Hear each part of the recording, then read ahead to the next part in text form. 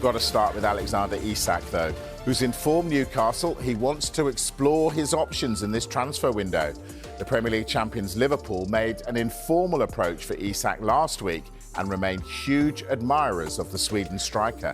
Alexander Isak, Mike, was right now supposed to be in the air en route to Singapore for the next stage of Newcastle's pre-season preparations. You may remember at the weekend he travelled back to Glasgow from Austria for the friendly match against Celtic, but was then missing for the game.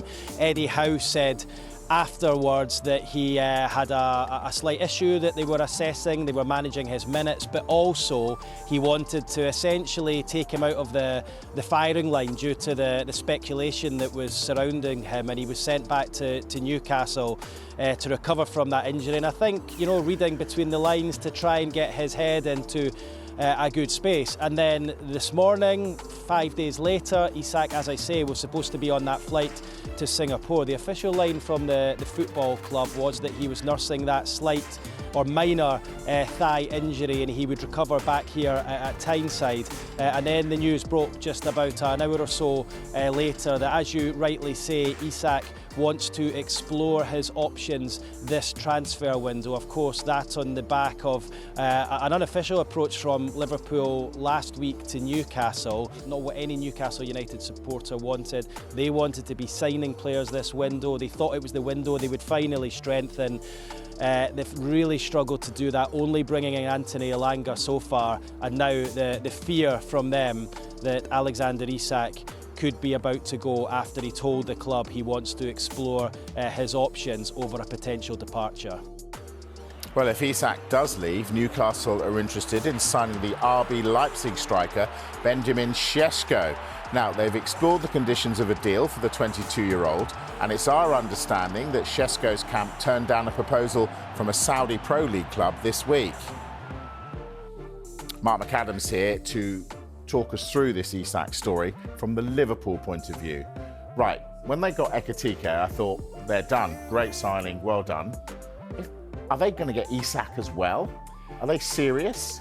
They're serious about strengthening the squad over the course of this summer. They made that initial approach, an informal one, to Newcastle to explore any potential sale of Alexander Isak, and were told he's not for sale. So they moved on to other targets, which of course was Hugo Ekitike. We know that deal is done and dusted and he's now a Liverpool player. However, they are still in the market to strengthen the squad. Now, first things first, Mike, if Liverpool were to make a number of sales in advanced positions, those strikers, those wide men, then potentially they're going to have to restock them. They're going to have to find players that they believe are at the right quality for Liverpool Football Club. For example, they lose Darwin Núñez or Luis Diaz, who's been linked with Bayern Munich, or Harvey Elliott. They're going to need to replace those players. So therefore, does that interest in Alexander Isak disappear? Or do they say, well, OK, let us know the conditions of a potential deal? Since they had that initial contact last week, things have changed quite considerably, as Keith Downey has just outlined. He's told him he wants to explore potential moves this summer.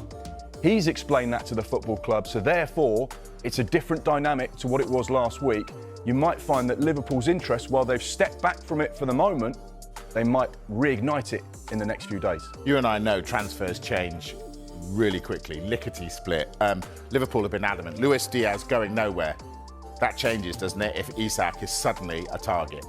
Absolutely, and I think Bayern Munich's opening offer, which we understand to be around 67 million euros that was rejected for Luis Diaz, is the first point of action between the two football clubs. We understand from our colleague Sky in Germany that Luis Diaz is still very much a target for Bayern Munich, so you'd imagine that a second offer will be forthcoming at some stage. And if Liverpool do start to lose players over the course of the next few weeks, then they are going to have to strengthen, and therefore the Alexander Isak thing could be something on the agenda in the next few weeks once again. That's definitely strengthening. How do they afford him, though, given how much they've already spent this summer? They've spent 295 million so far, and that includes potential add-ons. When you look at the fixed fees, it's around 250 million. When you look at their net spend so far in this summer's window, it's around 200 million. So they've actually been quite clever and creative. They've generated around 60 million worth of income so far. And if you were to sell Luis Diaz, Harvey Elliott and Darwin Núñez, you'd be looking at between 150 and 200 million, hence why they can go again. The other side of the coin is that Liverpool Football Club are really well run by FSG. They didn't spend virtually no money last summer, whilst turning over in excess of 600 million in their last set of financial accounts that ended in May 2024. Their next set of financial accounts will show a huge uplift in both commercial income, in revenue driven by winning the Premier League, their commercial partnerships that have all got bonuses attached because of their success. So therefore, that allows them more room to spend money. An independent football financial expert has said to me, not only could they spend what they've already spent comfortably, they could spend another 200 million on top of the 295 that they've committed to in this summer and still be PSR compliant.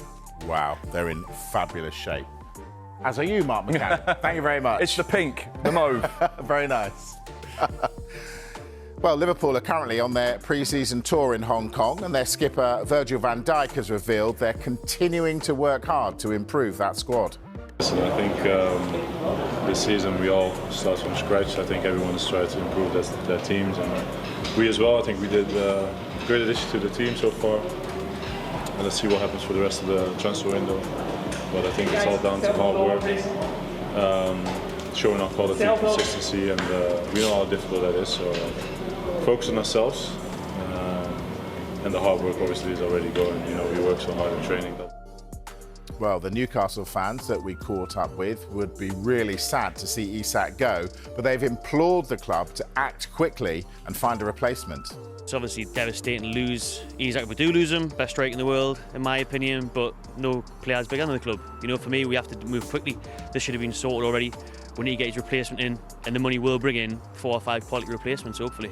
If he wants to go, he can, go. He's done everything he could for the club, hasn't he? So I think he'd go with everyone's well wishes. I think if he is going to go, the time's now, so we can act and get some players in ASAP. I think going into a Champions League season without him and no replacements would be, devastating. It's quite hard because I feel like we should be spending more money and a bit faster because we keep losing all our targets, and to lose Isak as well would be really not great.